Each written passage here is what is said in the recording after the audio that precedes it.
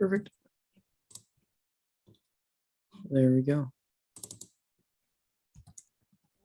Nicholas Ray Ben's here. Neil Jacob, is Alina on? Yeah, okay. Hello, Okay, everyone. We got I everyone? think yeah, everyone's here. Stephanie can't make it today, but she will watch this recording. Perfect. Awesome. Thanks everyone for joining. Today, what we're going to do is just go over an overview of the solution and then realistically just get you kind of familiar with how the solution works. I'm sure I'll lean on Neil for some guidance as well for some of these items, but realistically, we're going to probably still make some small tweaks to the solution, but for the most part, we have everything what we need. With that being said, what we'll first start off with is a process map of everything. Now, this is in no way a completed process map. I just grabbed a template from something I had, but we're gonna walk through the solution together while we walk through the process map. So that way we can kind of see, how the process works. And from there also, I want to kind of comment that, yeah, I'm going to make changes to this so it's fully completed. Again, I grabbed a template, but again, for the most part, the three main processes, which is like the intake process, the creation of an individual project, and the roll-up is the same. And so let's talk with that. We'll start with that. But the first thing, again, that we're going to need to do is come into the solution where there is about 3 main workspaces as of right now. Now, with that being said, you're most likely not shared to it. I'll most likely share it to you after this meeting, just because I didn't have everyone's email. So that kind of made it a little more complicated. But with that being said, we're going to have our 3 main workspaces, which are our active projects workspace, where all of our creative projects are going to fall into this selection. So this is going to have all of our individual project folders, which if we quickly go back to our Lucid chart, it's going to have whatever is in this blue section here. So this, again, this folder in here. So all the things that you need to track and manage a project, that's going to be done in here. And this is, again, where on the back end control center, which is our way of automating the project creation process. This is where it's going to put all those projects. And then next we have our Csulb capital construction solution. So this is going to have our intake and container intake process, which is the kind of the initial proposal or input of projects before they get created. So this could be projects that do get acted on, or projects that, again, are being proposed, again, or even, not yet approved, or it can be only approved projects, right? It's really up to you, but this is where projects first come into the system in SmartSheet. It also contains our executive, and I'm going to go quickly to show you where intake sheet is on the process map. So again, the first part of the process, this little green sheet here, kind of the start of it, is where what we're currently looking at is this little intake sheet right here. And it also contains the templates for this project template folder. So again, whatever project templates we have in that folder, when a project is created, we'll include those and how they're connected and again, what they're feeding. And so that's where, again, this is an important workspace as well, and why, again, it's mostly going to be controlled and shared to admins for that purpose. We don't want anyone else obviously changing that. And then it also contains all of our portfolio pieces. So not looking at a project specific level, but looking at all project levels. So that's the next piece that's in here, and that's going to be in the dashboard section in here. And then lastly, we have our fund tracker workspace, which this is going to feed all of our capital project cost tracker sheets, which again, I haven't put it in this template yet, but that's what we're going to also talk about today too. Any questions before we continue? And we'll get more into specifics with some of the premium apps that are part of the solution and some of the other kind of administrative pieces like Control Center and the subsequent meetings. But today I want to just give you kind of a high level overview on how everything's working and what's kind of connected to what. Okay, I just have one question on the, so Sandra Vigo is no longer with Correct. the university. So that just stays there, but it doesn't really affect anything, right? And you can remove it too. Yeah. Oh, okay, okay. Yeah. So I just haven't gone around to doing it. I know I'm the owner of it, but again, oop, done. Got it. Okay. Yeah. Okay, thank you. Yeah, no problem. All right, with that being said, since I was the owner, I was able to delete that, but that's again something that you have available to you. But we're going to start with the intake. So it's going to be one row per project. That's realistically what the sheet is doing. Now, what you'll notice from an administrative perspective is you'll notice these little gray triangles. So typically when I see these gray triangles, I know that there is data that's going out to somewhere else. And the reason why it's important on the sheet is because these are information that is going to be pre-populated inside of each of our project folders. So again, things like project name, description, customer contact, project manager, funding source, college or department, delivery method, primary project initiatives, and then that's it in this case. So I guess just to be clear, this is where a project starts. So whenever we Correct. start a project, we start at this sheet. This is the first sheet we start inputting our data in. And it basically is like the project update sheet that people may be familiar with. More so Enrique probably out of this group, but this is where the project managers would live when they start a project. Correct. And then it will feed the sheet that is what you formerly know as the project update sheet. Correct. So this is kind of the beginning. So what, Monica, do we have another test project we could utilize? If not, I can always just make one. You're just saying like a name? Yeah, Let me look one up real quick. cool. Project updates.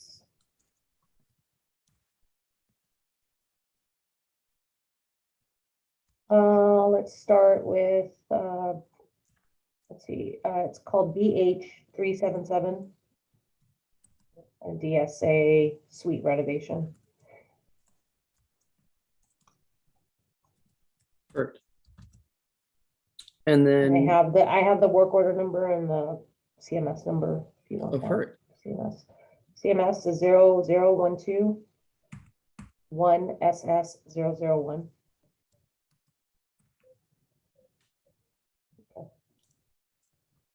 Do you usually preface or prefix with CMS? No, Okay, cool. Just wanted to Yes, confirm. no. Okay. And then who would be the customer?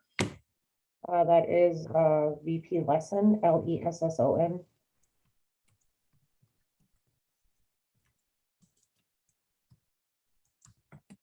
This one, VP lesson. Yes. Cool. And then we'll just put in you for this right now. And then what would this be? Number Dollar B. amount. I think You know, it's, we don't have to do that 800 one if need be. Which one? Oh, what do you need? Dollar amount? Yeah. Yeah, 860,000 dollars. Okay. And then target completion Target date, we'll dates, just put in. Yeah, it's September 2022. Oh, perfect. Just do that. Okay. Funding And source, yeah, what would be our funding source? department. Okay. And then obviously we need to kind of fill Yeah, that it's out. division of student affairs. So that's what DSA stands for. Cool. And what would be And our this one, I would put TOCA, TOCA. cool? And what would be our primary project initiatives? Academic, public interface, probably public interface. No, I'm sorry, student. And no, shoot, that's not even me. We can just choose one program. too. Yeah, Cool. academic program. Perfect. And then I'll hit save. So next piece, typically, again, we would put in an approver here. That's just how it is right now. Again, that can be subject to change. We just want your feedback from here. And this is why we're kind of doing that, this introduction. right now I'd put an approver. They would get, and once I did this, they would get an email saying, do you approve this project? And then if it's approved in here, they mark approved, submit or denied. If it's approved, then it would be eligible to be created within Control Center, which is going to be our next step in here. So the approver, whoever that's designated to be, if I myself or Stephanie, we get an email and then we have to go back in and approve the project. Correct. And the nice thing is that you Okay. don't have to come back into the sheet. It's going to be an update request that just sends straight to your email. So you can make the decision right then and there. All right, for the contractor, can you just put Brascia, BRASCIA?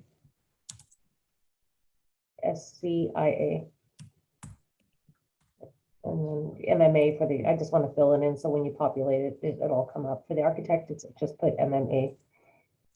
M&A. Yeah. Cool. Okay. So this is kind of that first piece. Now, again, that sheet that I was just on can be populated via a form, or it can just be populated with manual entry, such as we just did here. And so what you'll notice, a few things to notice before we create it, is that this is not checked and it's gray. Typically, the rule of thumb is if it's gray, it doesn't need to be touched. And then you'll also notice on here that dashboard link has not been created yet. So those are some things that Control Center will do on this particular sheet. But now that it's in here and it's approved, it is now eligible to be created in Control Center, which again is going to take our project template folder and do a few different connections, copy it, duplicate it, and then make a bunch of different connections, and then we'll be on to the next piece of the process. So now you'll be all shared to this piece as well. As of right now, you're not, just because again, I want to show it off first. So in this launcher, you'll see that there's some different apps available to you. We're going to get into some of them soon because some of them are relevant, like Data Shuttle. And I know, Walter, you still have a question about that, and we'll answer that as well. And then Data Mesh is another thing that we utilize in this solution. But the main one that we're going to be focused on is the Control Center piece right in here. And the best way to describe Control Center is it's our solution for managing projects, managing and creating projects at scale. So if I work on 60 projects a year, instead of me having to come in here manually and duplicate it and make sure I do all these cell links, there's a lot of manual work involved with connecting projects and rolling them up at a portfolio level. This part of the process does it for you. So that's what it's in here for. Now, on your left side, you're going to see all these programs. You're not going to see these many. This is because I am, these are all mine. You're only going to see one, and you're most likely going to be defaulted to it. So there's not a problem right there. Actually, I'm going to hide those. But the next part of the piece, or next piece of the process, is the creation of a project. So in here, again, internally, who's going to be responsible for this? I think it's subject up for debate, I think, or maybe it's not, but that's where realistically, whoever is going to come in here and create a project is going to go through this process anyways, including, again, admins who are going to test out new template pieces and or make changes to the template. We're all going to have to come into Control Center. So that's realistically why I'm showing you that today. So can you repeat again the responsibility question? Yeah, so what is different in the Control Center, I guess? So nothing's realistically different. So the people here will be able to manage the program and make changes to it and so forth. And we'll talk about this a little bit more during our Control Center training. But then those who are eligible or responsible for creating projects, so actually coming in here and creating that new project, I'd say typically I see it as the project manager or the project team, but then other people have it where it's just kind of a solution administrator. So people that would be on this call. So I think that's where you have the power to decide on who you want it to be. And I've seen it go both ways. Okay. Yeah. Well, but for me, either I think way, it'd be everybody, on this call, process. plus the project managers, Yeah, that's typically who it usually is, just because they're going to be the ones. I have seen it though with capital construction where a solution admin comes in here and provisions the projects and then makes minor tweaks, and then the project managers take it over. So that's where I think it's up to you. But regardless, we're going to hit create project. And we're going to create this one. Again, the naming convention, all can be done too. So again, where it says with 2 sheets, it's just not polished 100% yet, and that's okay. And what we're going to see in here is now all of our required templates. So as of right now, everything that's in our new template folder, which you'll see right here, is what is showing up in Control Center. So when I first create Control Center, which we'll go through this in the training, I'm going to specify where I want, like what folder I want to act as our kind of DNA or blueprint for the project. That's what that's showing in here. And this is going to, again, contain all of our sheets, like our project data sheet, our milestone schedule, contingencies and allowance log, our cost request bulletin log, field instruction, RFI, ASI, submittal, hourly labor rate, preliminary notices, stop notices, and then our project cost tracker, project dashboard, and then these will most likely get removed fairly soon. And then we have some other reports in here as well. Now you'll notice there's no optional templates right now. Reason being is because, you know, we could probably make some of these potentially optional, but right now everything's required. So we're just going to enforce that they're created. They may not be all used or applicable to every project, but they're there available in case you need to. And that's typically how we do this, especially because, and what we'll talk about when we do Control Center training as well, is that when you have optional things and you remove them, there's some things that will error out or show as not show up, which may be necessary or applicable. So once I've confirmed I have everything I need, I'll hit next. And this is where I choose my project. So in this case, again, it needs to be approved and it needs to be in that intake sheet to be available to be created. So that's where why the intake sheet is so important. And again, what data you populate in there is going to be important. Because if we go back to here really quickly, once I create it, it's going to create this project folder. And it's going to grab information from the project intake sheet and populate some of these items in here. So that's why it's important. So I've done it, and you'll see that again, all this information comes in. And I'm going to hit next. And this is where I can share things. So again, this is why, you know, specifying who is going to be creating these items is important, because it also gives them the option to share. And why that's important is you'll see that I'm automatically an admin on this, and that's because I'm a program user. But you'll also see that, again, the owner is going to be that services email. And that's a good thing. We want that, of course. And that's due to them being the primary lead. But again, I could share it to other people. Now you'll notice that it is going to show realistically my contacts. But typically when we do it in here, it's going to show anyone that's a part of your organization. So that's another piece in here. The other cool thing is I can also share specific items. So if I only want to share the dashboard, for example, I could choose that, or I only want to share the milestone or even the hourly labor rate worksheet log. So this is another thing that you have as well. And that's typically why we have the project manager do it, because they typically know who they need to share specific items to. And so that's another thing just to keep in mind. The editors that can share, Jacob, that could be multiple, obviously. It can, and it can be groups too. So that's the cool thing as well. Okay. So you could share it to a group of all the PMs or a group of all of the, you know, leadership team. Again, it's up to you and how you want to do it. But that's where we'll talk about default sharing in a minute, or in our Control Center training. But for right now, at the time of the creation of the project, I can specify if I want to share it to anyone else not listed. So the project managers would define this, but for example, RJ would need to say he needs to look at the fiscal stuff. Does he have access to it, or the project manager has to allow him to have access to it? So you'd have to allow him to have access to it, unless we default it so that every project that's created, he's shared to it. Okay. And that's going to be during our Control Center training. But yes, you have that option as available to you as well. Okay. Okay. Next, I'm going to hit create. So I've done my sharing. I've confirmed this is the project I want to create, and now I'm going to hit create. And so now what Control Center is doing is it's creating a copy of that project folder. So it's literally copying the project folder. It's making sure all the cell links and cross sheet formulas are happening. So it's making sure the sheets are talking to each other. And it's also making sure that it's being shared to all of the necessary parties or users. And the next thing it's doing is it's followed by blue. So this, if you follow this blue, and I know it's really, I'll kind of speed up. So it's going to create a copy of this project template folder, which is why it's in blue. It's going to make all of these cell links and these roll up pieces to the project dashboard. And the last thing it's going to do is it's going to allow us to roll it up. So it's basically taking the summarized data off of a particular sheet, which is our product data sheet, and it's putting it into a one row per project, similar to how your project update log is. Actually, pretty much exactly how your project update log is.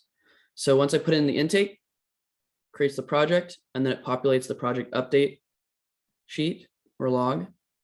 And then it also will populate the portfolio dashboard, which again is going to be all projects. And that's why it's red, as it's kind of our end point. It's the most downstream piece. Once it's done all of that, and that's why we use this as a solution, is because manually, I can tell you it takes a long time and it's not the best. Once I do that, I can hit close, and I can either close out of here or I can hit launch.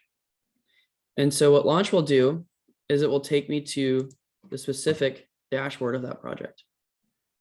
Now we can specify where it takes you technically, but we typically see it go to our dashboard in here. And you'll notice like the CMS thing, I think we talked about this, we could talk about it again, but basically I had it where there's two numbers in case the CMS isn't specified during intake, and we'll talk about that in just a moment. But with that being said, and I'm going to actually save this because I want to show during our control center trainings how to link things. So that's why that's not showing. There's a reason for it. But with that being said, it's going to take you straight to the project dashboard where you'll see all of this, all these pieces here. And we're going to talk about where this is populated as well in just a moment. And so now, through using Control Center, I populated the project intake sheet, either via form or manually in here. It's been approved. I've gone into Control Center, which we just did, and I specified which project I wanted to create. I finished my sharing, and then I created the project. And now I hit the launch button, and it takes me to the project template folder. Are there any questions before we continue? Now sharing, you'll be shared to all of this. Again, wasn't sure who needed to be shared as an admin just yet. So that's where, and emails were also an issue, but so you'll be able to do this process as well. And that's going to be something that we'll want you to do to test out. But are there any other questions on kind of the first part of the process, or why we even have the intake sheet? That's also something that can be misinterpreted as well. Yeah, hello. I have a question. Please.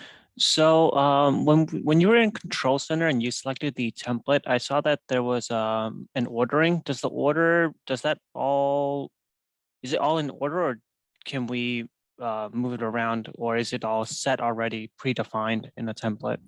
So the only order that you're seeing in here is just by how we alphabetically, by how we named it. And so you can change the order if you want to. And typically that's where we've done that by numbering it specifically how you see it in here. Obviously you'll see that because it's so alphabetical, it'll take the 10 and put it above the 2 and the 1. But that's where, yeah, typically it just takes it alphabetically. And then from there, what you'll see in just a moment is it takes the prefix of the project, it takes the project name and prefixes that on each of these different sheets. Okay. So the order is even going to be changed further, which again, we can kind of work on how we can change that. But yes, that's correct. You can change the order whenever you want. Okay, thank you. Mm-hmm. Any other questions before we continue? So typically why I hit the launch button to take us to the dashboard and not go straight to the project folder right away is typically because, again, I can go straight to my project folder from here. And that's kind of one of the things that we have on the project links. You'll see the contingencies allowance log, field instruction log, project cost tracker, the fund tracker workspace, which we'll talk about in just a moment, and then the DSA suite, or basically the name of the project, the folder. So I go and select that. what you'll see is it's going to take us to the project folder, and we'll go back to the dashboard in just a moment. We'll talk about it from a high level perspective, like where it's gathering its information, what happens when we make changes, but I want to show you this really quickly. Now, the folder will definitely be less, I think a lot less busy in terms of it. It's going to have all these sheets. That's unavoidable, but some of these folders like the do not touch config, the COB sample, added templates, we're going to remove those from it because we most likely won't need to have those in here in the project pre-con schedule. So I know it's not fully complete, but that's just something to keep in mind. And we're going to talk about that too from an administrative perspective. Hey, I don't want these anymore. How do I take them out of my template? So that will again be something we talk about next meeting. Or how do I add in new things? But that's an example of, again, where you'll see the project folder appearing on the dashboard so that I can go quickly to it. And then now I have all of my items in here. And so next piece is we're going to kind of talk about the most important sheet first and then go from there. So the most important sheet, and we'll see it in here as well, is this project data sheet. You'll see over here, and I wanted to just demonstrate how it feeds a lot of the sheets, but then how it also grabs a lot of the information from the other sheets too. So it's really a way to consolidate all of the information to then create our portfolio summary, which is kind of our project update log, and which will power our feed, our portfolio dashboard. But it also, again, is the place where some changes are necessary as well for the project manager. And so that's kind of and it's realistically, if we were to call something like our consolidated sheet or our master sheet or something like that, I don't like to use that kind of terminology, but it would be this sheet here. And what you'll see is, again, you'll see things in yellow, you'll see things in gray, and then you'll also see where it feeds out to as well. So that's kind of what I wanted to show in here. Now, what we'll notice is that from here, where our intake sheet was 1 row per project, and here it's 1 row per piece of information.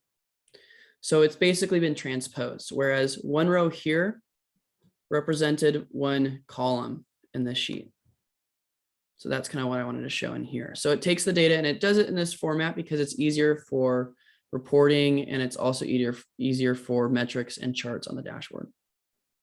But what you'll see is that via Control Center, we have captured a bunch of information in here. But before I continue on, is there any questions about the project folder or the dashboard as of right now, before we go back to them, or this project data sheet?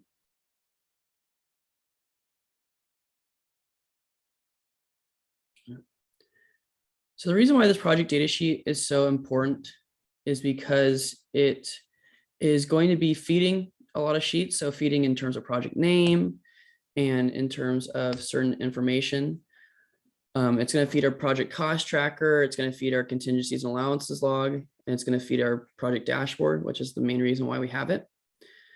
But you'll also notice that it's also pulling in information from the various sheets. So for example, you'll see in here, it's pulling information from our contingencies and allowances log. It's pulling information from our project cost tracker. It's pulling information from our milestone sheet. It's pulling in information from our RFI log, our ASI log, submittal log, change orders from our contingencies and allowance log. And it's also pulling information over from or creating realistically some hyperlinks as well. So that's one reason why it's so important, is because, again, it's pulling in information that can then be summarized in our project update log, in our dashboard, so it can be displayed in our dashboard. Then it's also feeding information. So it's kind of our consolidated sheet in a way, again, that's pushing information, and it's also pulling information in. Now, with that being said, the question that always comes up is, how does it know to do that? And so that's where, as a system admin, it's kind of our job to set up the sheet to do that. And that's via cell links, which again, we'll get into, and via cross sheet formulas. And so cell link, as you may or may not already know, is just me specifying, hey, this value lives on a different sheet. So this value lives on my contingencies and allowances log, or it lives on my milestone schedule, or it lives on my project cost tracker. But instead of me having to go there to get that information, I want you to just pull it into the sheet automatically. So as soon as that value changes, it'll update in here. And I'm going to demonstrate that on the intake sheet because that is a major thing in here. So for example, you'll notice that link in from, that's exactly specifying this. So we made that link beforehand in the template so that we knew it would grab from the intake sheet. So in this case, right now my delivery method is Toka. If I go back to my intake sheet and I change it, so let's say CMAR, and I go in here and I refresh.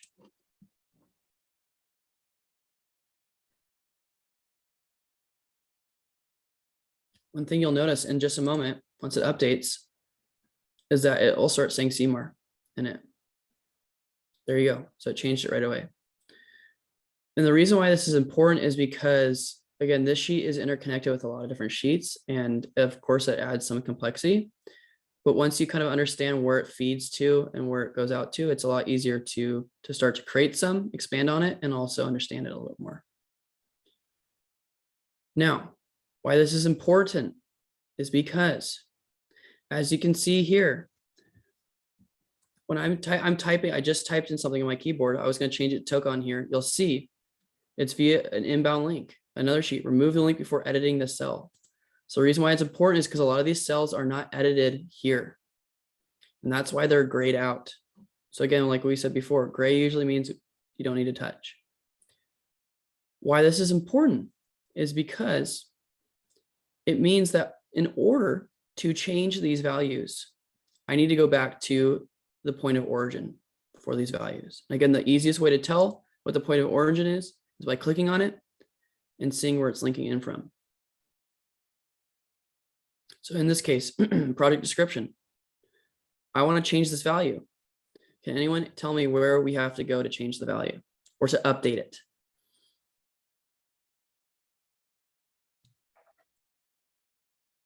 The intake link? The intake sheet? Correct. Yeah. And so that's why it's an important thing to note when it comes to the sheet, is because, and the reason being is if I want to change certain things, like I want to change the project name or the customer or things like that, I most likely need to do it for my intake sheet. And the other important piece to note is that this is going to be a theme on other sheets. So for example, my project summary rollup, which if we go to it really quickly, which give it a minute, it will load in just a second. Computer's kind of loading slow today. Come on, load. Let me just try a different one. Let's try this one instead. Cool. I'm gonna go to the sheet really quickly. So the reason being is what you'll notice in just a moment is, again, on here as well, you'll notice that if I want to change something, I need to, again, do it on my project data sheet. So that's another reason why the project data sheet is so important, is because, again, it is the feeder sheet to the project summary rollup, which is technically our project update log or project update sheet, and also because it's pulling in data from the intake sheet. And here's another reason why it's important. One more reason. If I want to make changes that will impact downstream items, aka this project summary rollup is downstream from the project template folder in the intake sheet, I need to go to the point of origin. So for example, in here, if I want to change the project name, or if I even wanted to see where would I need to make the change first, I'd have to follow kind of the string. I have to pull up the string and figure out where it began. So in this case, I'm telling you now it's coming from the intake sheet. And then some of these things are only coming from the project data sheet and then maybe coming from the project cost tracker and so forth.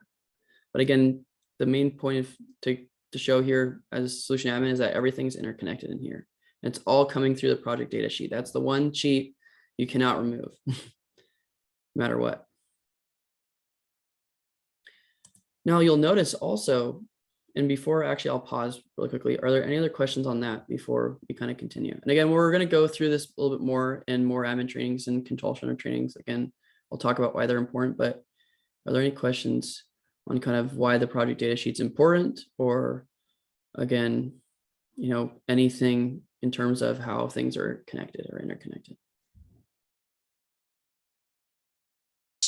I have a question, Jacob. Yeah. When a user is modifying a cell, Mhm. for example, in the intake sheet, would you be able to track who made the change? You would. So if I come over here, so you usually right click and hit view cell history, and then you can see who did it and when. Okay, thank you. Yep.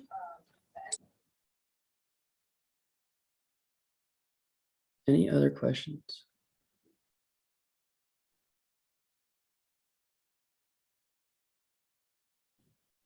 Let me Yeah, continue. Okay. Yeah. one quick question. Yeah. So I did notice that when you were making changes, you would hit the save icon. What would Correct. happen if a user did not hit save but ended up closing the tab? Would it save or would it not capture the changes the user made? Yeah, so typically it'll stop them beforehand, or if they leave the sheet, it typically will save. I think there's only rare instances where if I exit, will it not autosave? But rule of thumb is just to be safe. Yeah, that's why you'll typically see me hit the save button. If I were to leave, make a change and then leave right now, Mhm. it would be just leave. It would save my data automatically. If I were to close the window itself, again, it will typically ask me if I want to, again, if I click it out, usually it will say changes have not been Oh. saved. I see. The only time it does not necessarily save is if it typically saves after a period of when you're gone. But if I'm like Mhm. doing this and I exit out, it typically will not recognize a save. But that's again a very rare instance of it not working. So yes, typically it will prevent me from leaving, or it will auto save depending on, again, if I'm staying within Smartsheet or if I'm leaving Smartsheet. And what's the you said there's an auto save, right? What's the timing for that?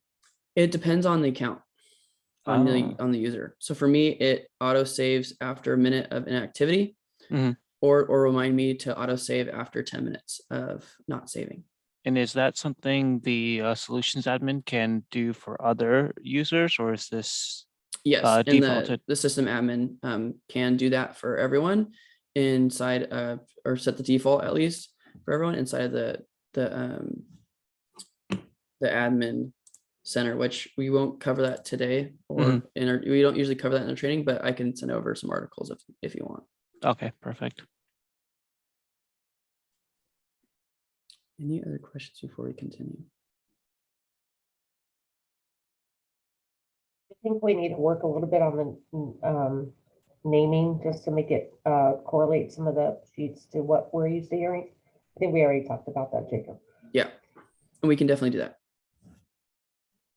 Like this one, we can change the project update sheet. Yeah, we'll definitely do that as kind of our kind of finishing piece. Okay. So now I'm going to go back to our project dashboard and go back to our project folder so I can kind of show the different information.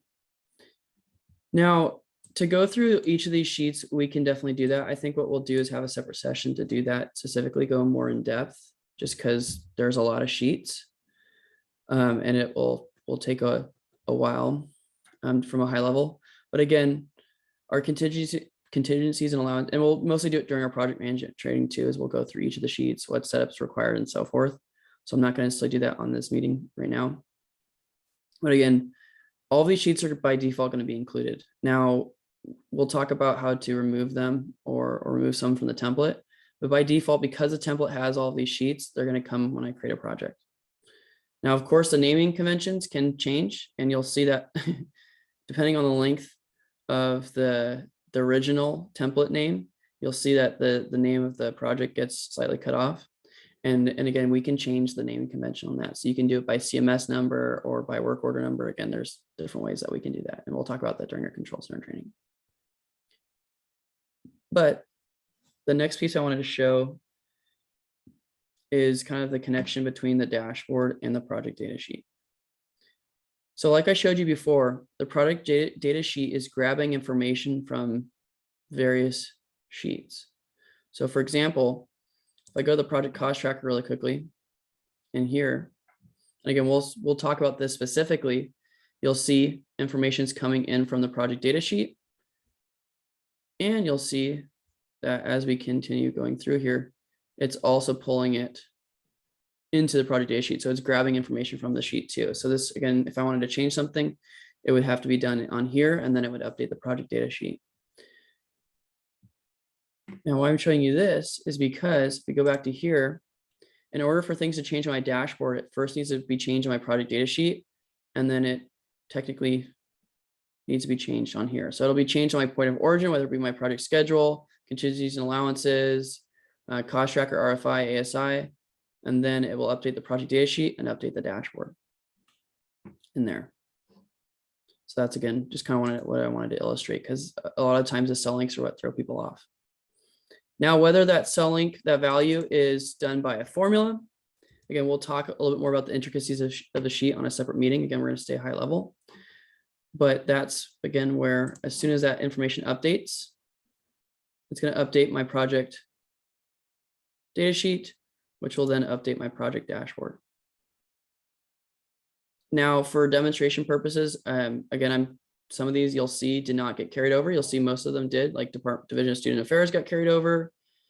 You'll see that, actually, I think that's basically the only thing in here except for like project manager, customer contact, and the name got pulled over. But again, you'll see that there's some data populated in here, and that's just because we have pre-populated data, so you can kind of play around with it. Again, we'll actually be clearing that out before we're done with everything. But the dashboard is realistically just pulling in information from the project data sheet. That's what I wanted to show here. And so whenever I change things on the project data sheet, it will update in here automatically. We'll go into dashboard design in just a moment, but I wanted to kind of walk you through the dashboard. So typically when we share dashboards, I typically will share them either individually during the control center process. So sharing it individually to a certain specific member, or I'll come in here after the fact and share it to an individual in here as either a viewer or an editor or as an admin if you want them to make changes. Now, with that being said, this is just going to display information from the project data sheet. That's what this is for. Again, in a different way than you see it in the project data sheet, a different format. But we'll again go into more specifically how to do so. But you'll see it's grabbing information from like the schedule. So it's grabbing schedule, what the phase is, percent complete, when the construction start and complete is. It's grabbing some information from the intake sheet, such as college and department, CMS project number, and some of the contacts. It's grabbing information from our cost tracker, which is the total budget secured, total project budget, spend to date, and budget health. It's grabbing information and then turning it into charts from our project data sheet. So from our contingencies and allowances log, from our project cost tracker, from our RFI submittal and contingency and allowances log, and our contingencies and allowances log again. And then it's also grabbing reports too. So there's a difference between metrics and reports. Again, we're not going to go into it right now. We'll talk about that during dashboard designing creation. But this is where, again, it's just pulling information and just showing it in different views. But at the end of the day, it all starts in the project data sheet from there. So this is one of the Great. downstream places that gets impacted by changes in the intake sheet or changes in my various sheets there. And go ahead, Monica, sorry. Yeah, how did you get, one thing is, how do you get a picture? Like if we want to add the picture on that you have on the top right-hand corner, that's not obviously this project, but is this something that just stays blank unless you add it, or how does that? Yeah, so it's actually a metric widget. And it's on the project data sheet. So you'd have to go in the project data sheet and change that picture, and then it will show up here. Okay, can we just do a generic like LB or something, and then if people want to change it? We can definitely do it on the template, and we'll talk about that in just a minute. Okay, and then Yes. Enrique, I'm hoping I could send you a screenshot of this, but I know we talked about what we wanted to see on the project dashboard for each project. I'm hoping we captured everything, but I'll send you the screenshot I sent to Mark and Martin to make sure we capture everything that we had talked about.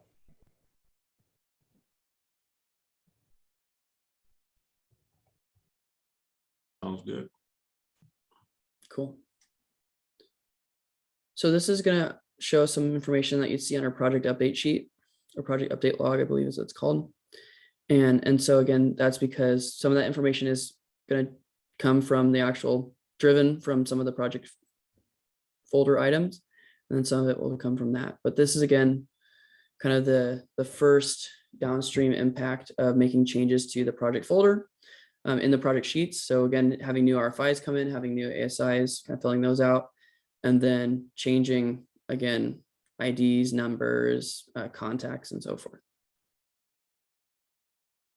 Now you'll notice that not everything from the intake sheet or not everything on this dashboard is coming from the intake sheet. So again, it's coming from the various folder or sheets in that project folder. But again, this is kind of that encompasses everything from the project folder. So this is going to be, again, in here, number 2, or kind of our second part of the process. What we'll talk about first is, again, how we connect to the next part of the process and all of these pieces. But are there any other questions on, again, the project folder? And again, we'll go more in depth. Just want to keep it high level today and kind of get you familiarized with how everything is kind of working before we go into kind of more of the intricacies and get more specific.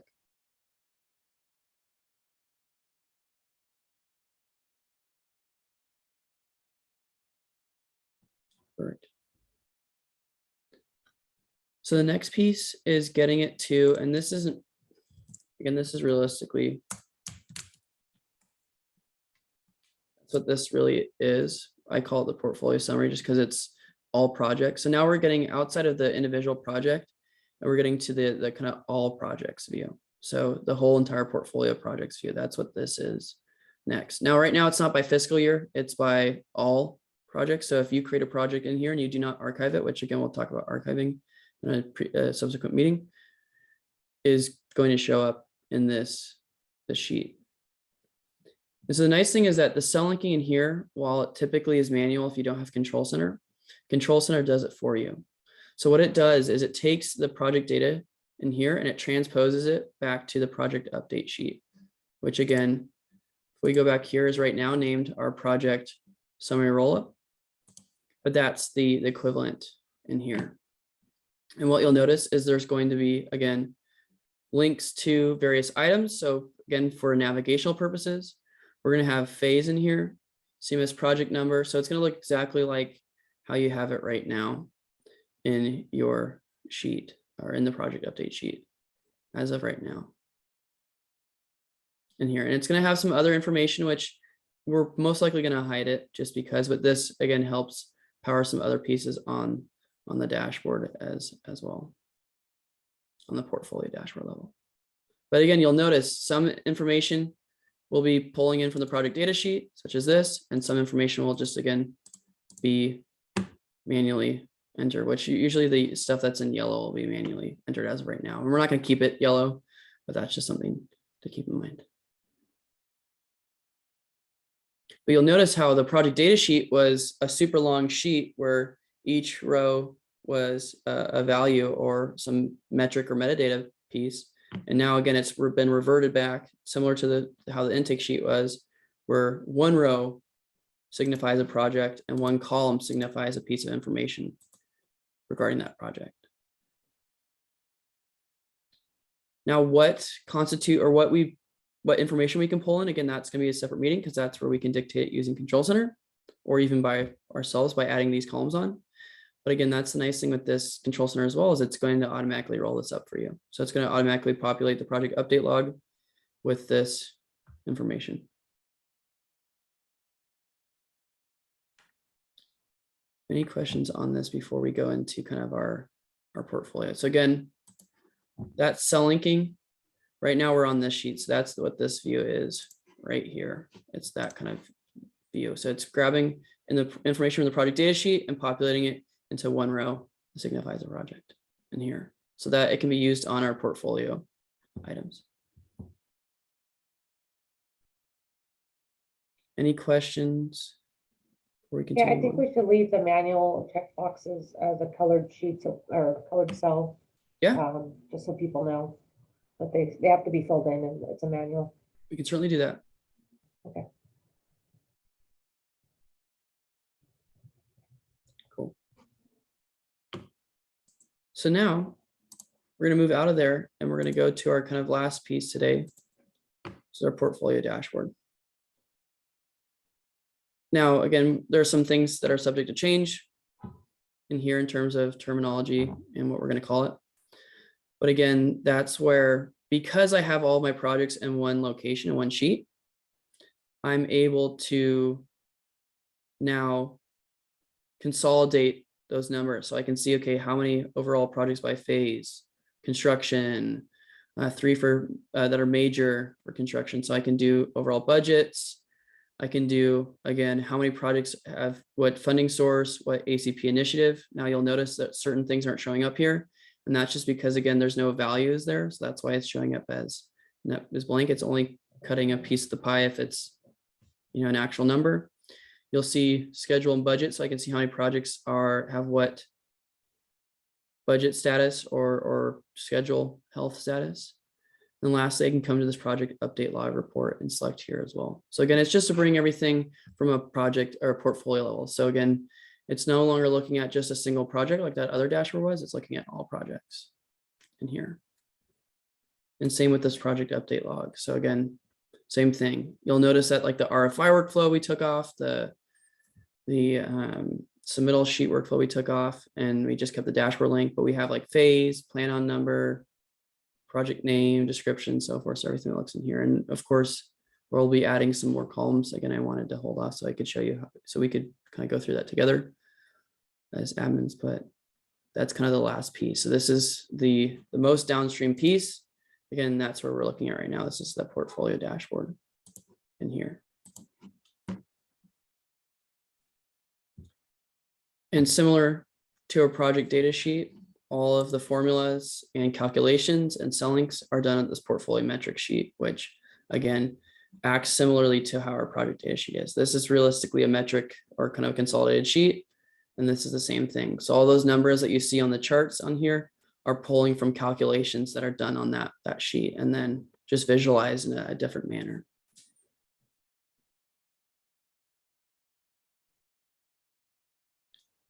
Any questions before we kind of end with Q&A?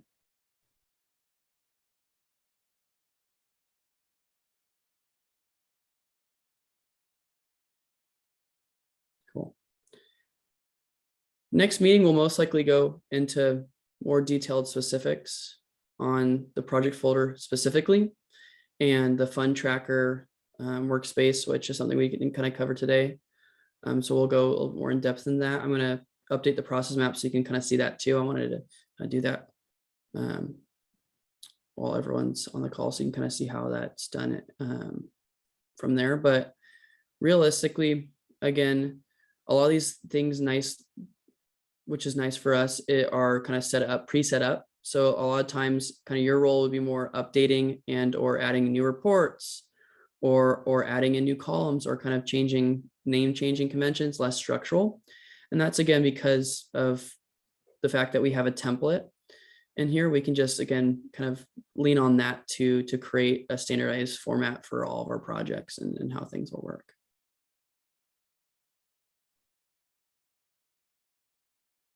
Any other So, Jacob, questions? this was a very high level, kind of like the ins and outs of the process, as Mhm. which is great. I know we need to understand the basis because a lot of people haven't been, behind the scenes like you and I and Neil with the detail work. This group, so the next meeting you go into, I'm assuming that this group is the group that could go in and edit or modify, show everyone how to create reports, that kind of thing. So you'll start going more into details on how to do that. Correct. Okay. Yep. I'll be doing that next meeting. Okay. Yeah, we'll go a lot more in depth. I just want to do high level process. Yeah. Yeah. Appreciate it. Any other questions? Neil, did you want to add anything? I know we kept it really high level. I'll probably lean on you for more kind of clarification in our next meeting, but Yeah, absolutely. Yeah, as we get more into the actual elements of the individual sheets and how they'll be used on a daily basis with the administration of the project, I'll chime in on that and why we did certain things and how they're akin to being used in the CSU and what we worked on with Monica and Sandra that set them up. we're Jacob, I guess, when everybody leaves, maybe you want to show me the connector piece once everybody's ready to go, I guess. If you have time. If not some other time. Okay. Yeah, I can definitely show you that.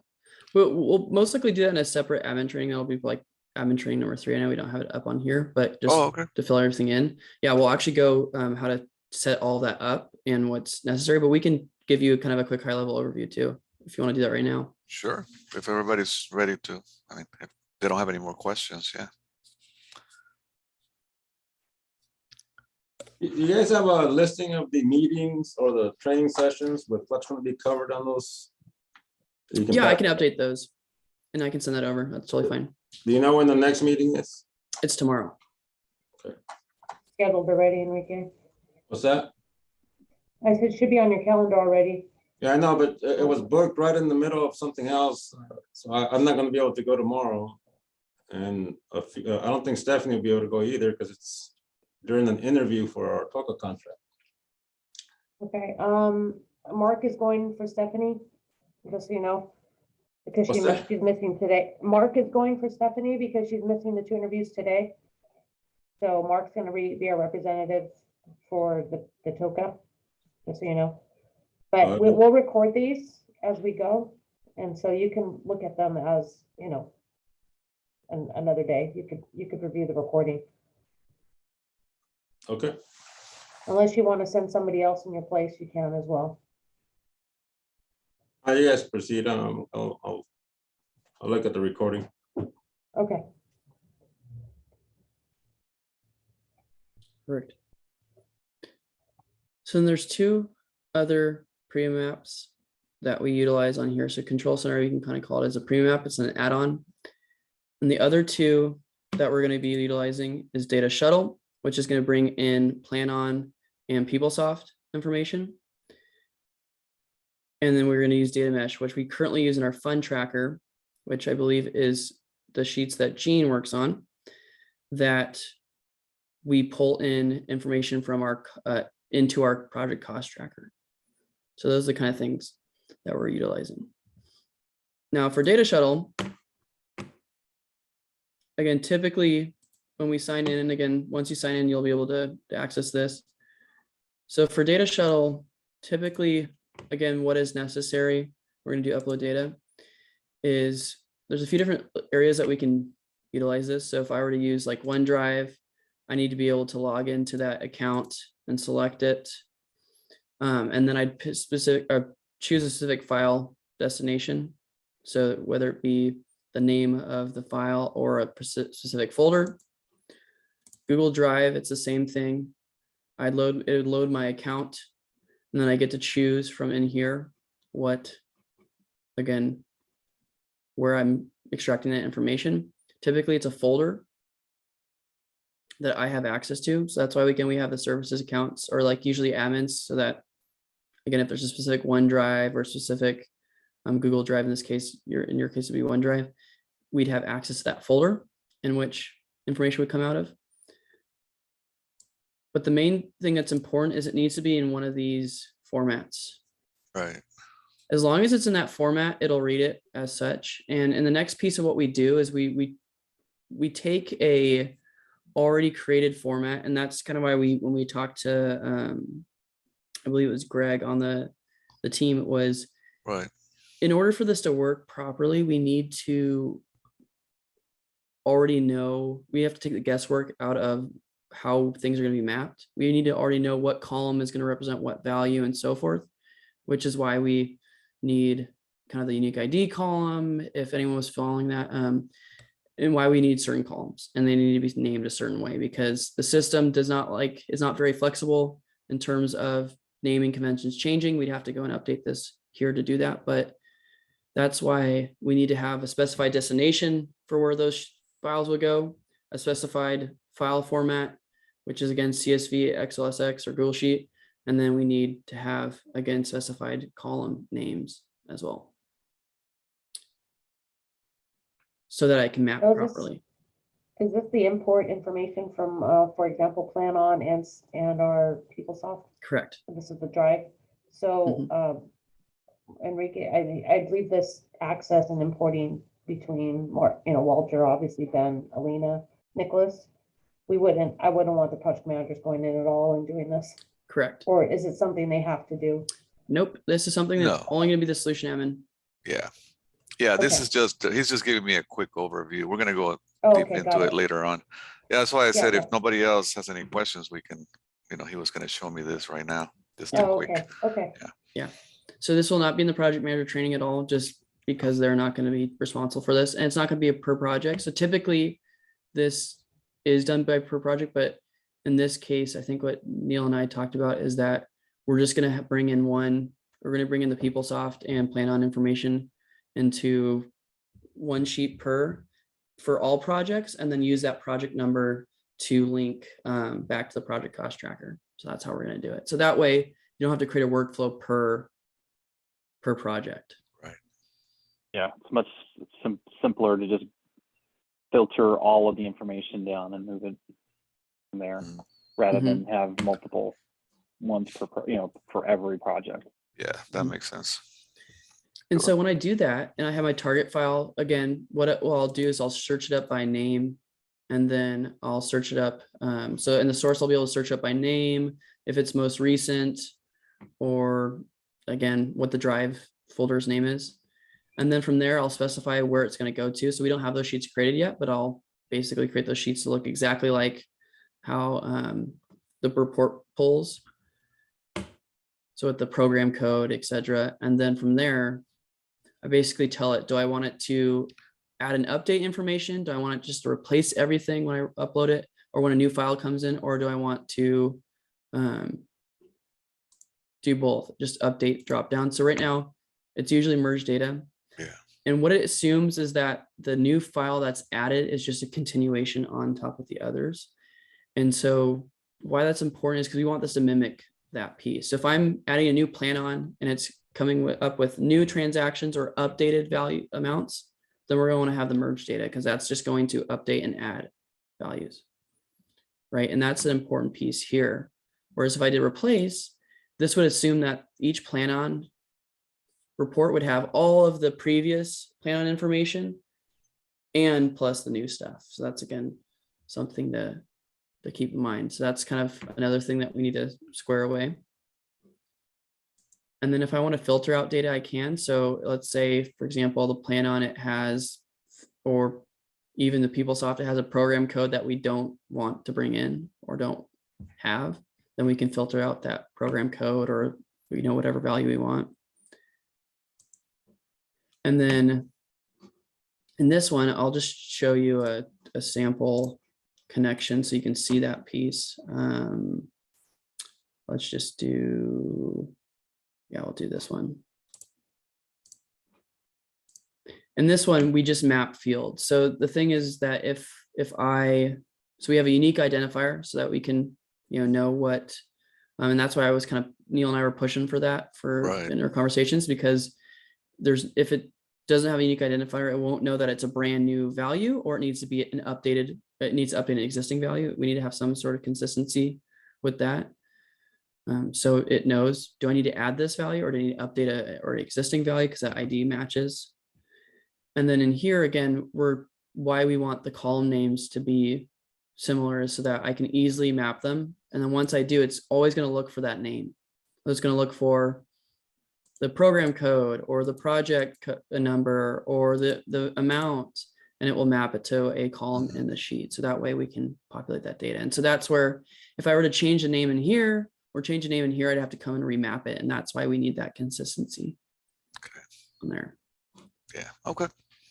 And then lastly, we can run on a schedule. So if you know that you're going to update it whenever, that's where if you have it auto input the file into there, like import the file into that drive, then we can just again, choose when, but basically we'll just have it execute whenever we want. So if we know we're going to update it on Fridays, let's have it execute on Saturday. Or if we know we could add it at any time of the week, then let's make it execute on every day for an hour. So that's the kind of thing that we can do too. So we can have it run, basically check if there's new information for a certain amount of time in a certain frequency that we can decide. And then next is just formulas if we need it, but we don't need it in this case. We'll already have cross sheet formulas if that's necessary, and then just naming the workflow. So that's where we're going to want, again, if I were to recap, we'd want a kind of consistent location for it. So a folder naming doesn't matter as much, but it's still important to have some sort of consistent naming, whether it be by date or by just PeopleSoft dash, date, whatever it is, whatever the import is. If the Right, import yeah. is- Well, yeah. I guess, yeah. Okay. And then we good. just need, again, same consistent column names and then everything else. And it just needs to be in a consistent file format. So CSV, XLSX, and then we're good. They're gonna try, the CMS people are gonna try to automate that file and Cool, dump it in that one location. cool. Then Every- if we have that every day, I location, then think. we're good. Yeah, okay, Cool. Yeah, and then for Sounds data good. mesh, we'll talk about that. We can talk about that right now too. So then the other piece is data mesh, which when we get more into the project cost tracker, you'll be able to see that.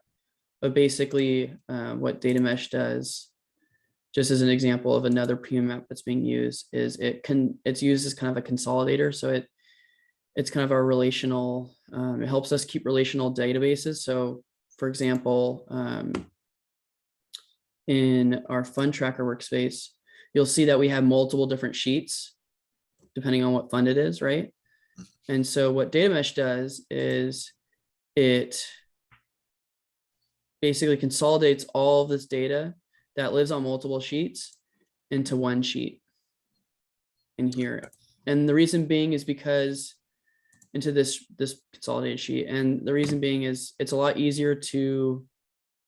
more predictable to have one sheet with all the values in it than to have multiple sheets that we might have to use in the project cost tracker. Because like project cost tracker is obviously using this to populate some of its values, its actuals, its commitments, and it's POs and invoices.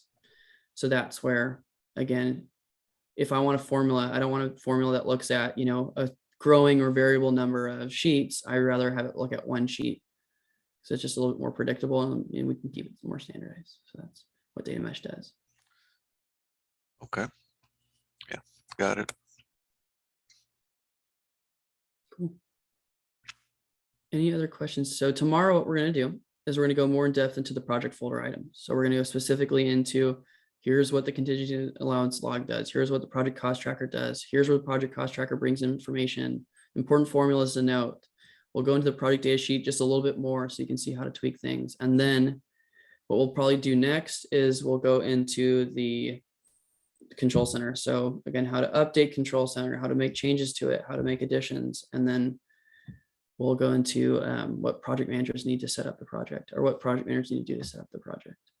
And then from there, we'll probably do a final Q&A. So that's kind of the next pieces. And Walter, we'll set up a separate meeting just to set up the data shuttle thing Okay. once we have that information. So we can just do that in a separate meeting and we'll record that too, just so you can see how it's done. So you can kind of Sounds share good. that to others. Yeah, sounds good. Cool. Any other questions, anyone, before we end today's meeting?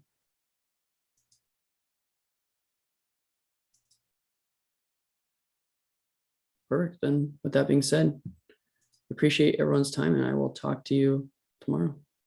Great. All right, thank you, Jacob. Thanks, everyone. Thank you. Have a great rest of your See ya. day. You too. You too. Thanks. Thank you. All right.